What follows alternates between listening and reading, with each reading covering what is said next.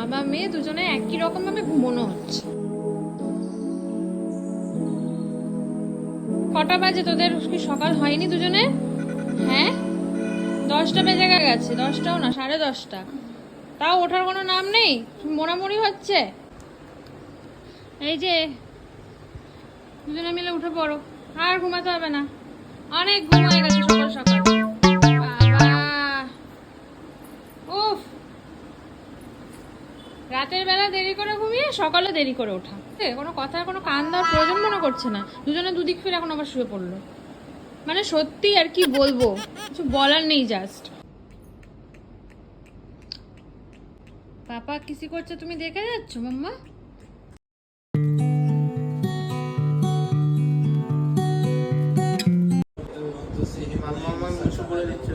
মাম্মা তুমি কি করছো?